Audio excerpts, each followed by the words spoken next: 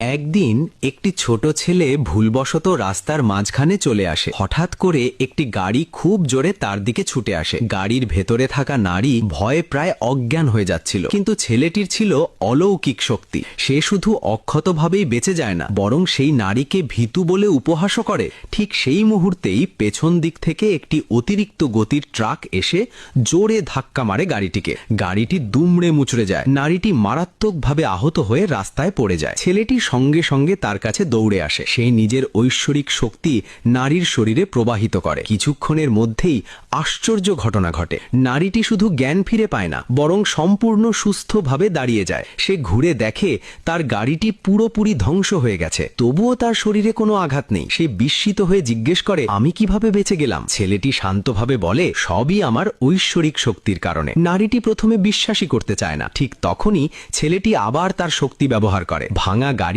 হঠাৎ ঘুরতে থাকে, আর এক মুহূর্তেই সব যন্ত্রাংশ জোড়া লেগে নতুনের মতো হয়ে যায়। এই দৃশ্য দেখে নারীটি হতভম্ব হয়ে যায়। সে সঙ্গে সঙ্গে ছেলেটির কাছে অনুরোধ করে তার গুরুতর অসুস্থ দাদাকে বাঁচানোর জন্য। ছেলেটি রাজি হয়ে যায়, কিন্তু বাড়ির দরজায় পৌঁছতেই একদল নিরাপত্তা রক্ষী তাদের আটকে দেয়, কারণ নারীর ভাই উত্তরাধিকার নিয়ে তার সাথে লড়াই করছিল। ইচ্ছেকৃতভাবেই সে লোকজন বসিয়ে রেখেছিল, কিন্তু ছেলেটি শুধু হালকা করে এক ফুঁ দেয়, আর সঙ্গে সঙ্গে সব নিরাপত্তা রক্ষী মাটিতে লুটিয়ে পড়ে। তারা দাদার ঘরে ঢোকে। নারীর ভাই অবাক হয়ে জিজ্ঞেস করে, তোমরা ভেতরে ঢুকলে কিভাবে? নারী কোনো উত্তর দেয় না। তার একমাত্র চিন্তা এখন তার দাদা। ঠিক তখনই ছেলেটি বলে, আমি এই বৃদ্ধকে বাঁচাতে পারি। ভাই জোরে হেসে ওঠে। সে নারীর ওপর দোষ চাপায় একটি বাচ্চাকে এনে ঝামেলা করার জন্য। সে গর্ব করে বলে সে একজন বড় ওস্তাদকে এনেছে চিকিৎসার জন্য। ঠিক তখনই সেই ওস্তাদ বৃদ্ধের মুখে একটি বড়ি ঠুকিয়ে দেয়। সে বলে, এই দুনিয়ায় এমন কোনো রোগ নেই যা আমি সারাতে পারি না। কিন্তু ছেলেটি বুঝে যায় এই চিকিৎসা বৃদ্ধের অবস্থা